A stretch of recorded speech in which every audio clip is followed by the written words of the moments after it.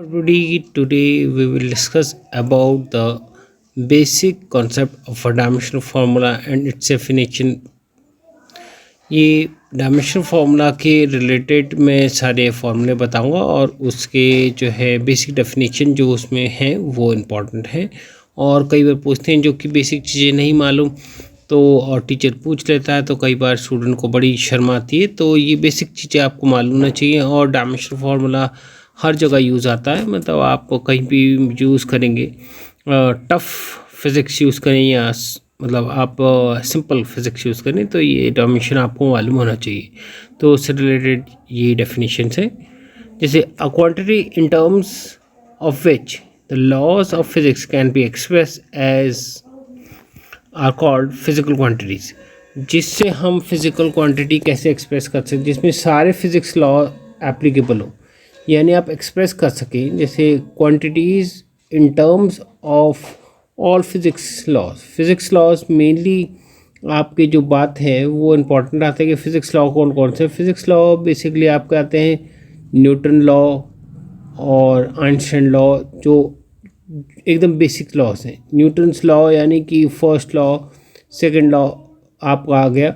और बेसिक उसमें first that everybody remain at rest और in continuous motion under some force is applied on. ये first law second law जैसे आता है आपका the product of mass and acceleration is the basically your acceleration is the force. और third है तो every action there is equal opposite action. और या जो आइंस्टाइन के लॉस हैं वो सारे एप्लीकेबल हों, उस ऐसे में हम उसे क्या कहते हैं, दैट मीन्स क्वांटिटी जो है they are known as the physical quantity.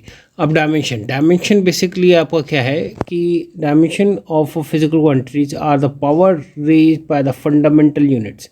Fundamental unit of length, mass, time have to base in order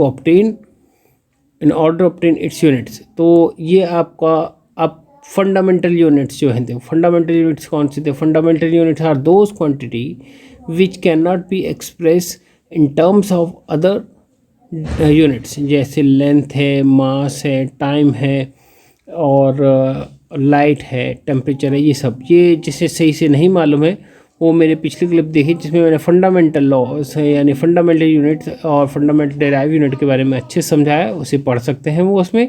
और उसमें जब एक्सप्रेस करते हैं तो उससे बेसिकली आपका आता है फिजिकल डायमेंशन क्वांटिटी। जो है फिजिकल क्वांटिटी हम जो है उनकी पावर रेस करते हैं, जैसे कि आपका हम जो है एरिया का देख रहे हैं, सपोज डेराइव यूनिट एरिया तो एरिया में एल स्क्वायर लगता है, तो ये आपको मालूम होना चाहिए। तो उसकी पावर यानी कि ये जो पावर है इसके एक्सप्रेस में हम करते हैं।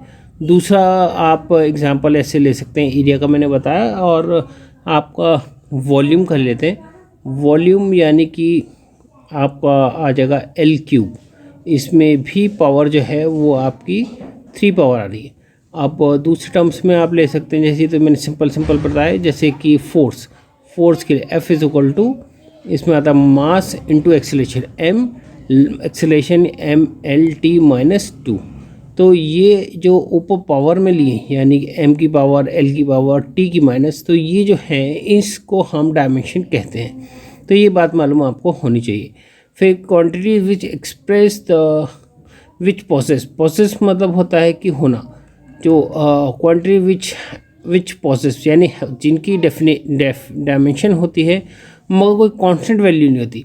जैसे आपने फिज़िक्स से या भौतिक के आप ये कह सकते हैं न्यूमेरिकल देखेंगे, उसमें अलग अलग क्वांटिटी, जैसे लेंथ की है, लेंथ कोई क्वांटिटी भाई लेंथ कितने की भी हो सकती है, तो उनको हम डायमेंशन वेरिएबल्स कहते हैं, उनको वेरिएबल कहते हैं। जैसे कि न्यूमेरिकल में जिसकी वैल्यू कई बार चेंज होती रहती है तो उसको हम जो है डायमेंशन वेरिएबल्स कहते हैं। जैसे लेंथ है, वेलोसिटी है, मास है, ये सब जो है इनको डायमेंशन वेरिएबल्स कहा जाएगा।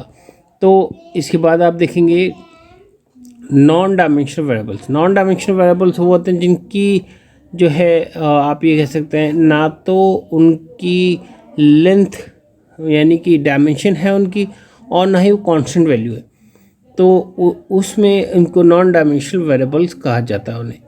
और इसमें जैसे आपके ये वेरिएबल्स हैं, आपका एंगल आ गया फाई, इस तरीके से उसमें कोई फाई यानी फेज एंगल, फेज एंगल आपने एक्सप्रेस करा, तो ये जो है आपका नॉन डायमेंशनल वेरिएबल्स है।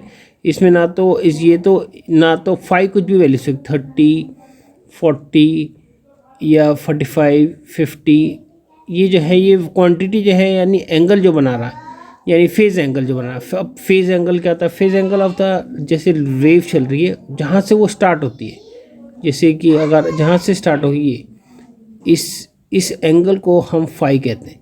तो ये फाई जो है, या फिर आप ये कह सकते हैं एंगल ऑफ एक्सेप्टेंस एंगल ले लिया आपने। एक्सेप्टेंस एंगल्स जिन्हें नहीं मालूम है वो मेरा ऑप्टिकल फाइबर की वो पढ़ सकते हैं क्लिप्स, इसके अंदर मैंने एक्सेप्टेंस एंगल के बारे में बहुत अच्छे से एक्सप्रेस किया है। तो आप ये कह सकते हैं कि ये नॉन डायमेंशनल वेरिएबल है फाई जैसे। अब दो quantity which possess the definition dimension, जिनकी डायमेंशन भी है और कांस्टेंट क्वांटिटी है, जैसे कि आपका ग्रेविटेशनल कांस्टेंट की वैल्यू लेते हैं, या लैम्डा जब लेते हैं तो जैसे आपका दूसरा है लैम्डा नहीं, जैसे ये कह सकते हैं आप कि रेनॉल्ड कांस्टेंट आ गया आपका, या फिर एप्सिलॉन नॉट आ गया, या फिर आप ये कह सकते हैं परमिबिलिटी आ सकता है। अब ये जो एप्सिलॉन नॉट है ये होता है परमिटिविटी इन फ्री स्पेस, यानी कि कितनी इलेक्ट्रिक लाइंस पास हो रही हैं एरिया से, उस एरिया से। जैसे कि एक एरिया है, इससे रेड जैसे मैं दिखा रहा हूँ, ये कितनी इलेक्ट्रिक लाइन पास करेंगी, तो इससे क्या कहेंगे, ये परमिटिविटी है।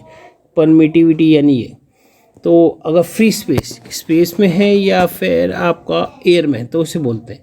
अब दूसरी आती है permeability means electric magnetic lines, ये मैग्नेटिक लाइंस इससे कितनी पास कर रही हैं, यानी ये, तो ये इसकी वैल्यू कांस्टेंट होती है। तो इनकी जिनकी कांस्टेंट वैल्यू है और उनकी डायमेंशन भी है, तो उसे डायमेंशनल कांस्टेंट कहा जाएगा। कुछ क्वांटिटीज़ ऐसी होती हैं जिनका ना तो डायमेंशन है और ना ही वो वेरिएबल्स हैं, जैसे कि 7 आ गया वैल्यू 7 आपकी, जैसे लिख दी हमने 7, 8 या फिर 9, ये कांस्टेंट क्वांटिटी है। और कांस्टेंट क्वांटिटी जो न्यूमेरिकल में आते हैं, न्यूमेरिकल वो जिसके अंदर आपसे क्वेश्चन पुट अप करा जाता है और फिर आपको न्यूमेरिकल सॉल्व करके दिया जाता है। तो ये आपको मालूम है डायमेंशनल वेरिएबल्स क्या है, नॉन डायमेंशनल वेरिएबल्स कौन है, डायमेंशनल कांस्टेंट क्या है, नॉन डायमेंशनल कांस्टेंट क्या है। तो ये आपको बेसिक चीज़ें मालूम होनी चाहिए। कभी भी जब आप फिजिक्स से न्यूमेरिकल करेंगे तो ये सब चीज़ें आपके सामने आएंगी, तो ये सब आपको डेफिनेशन मालूम होनी चाहिए। और आज के लिए हम इतना ही पढ़ेंगे। जिन्होंने काइंडली मेरा चैनल सब्सक्राइब, शेयर और लाइक करें। चैनल का नाम है physics for you by doctor Ashiq Nizam. इससे ये हुआ कि आपको मेरी जितने भी वीडियोस हैं जैसी मैं अपलोड करूँगा वो आपको फ़ौरन ही मिल जाएंगे। आज के लिए इतना ही। Thank you.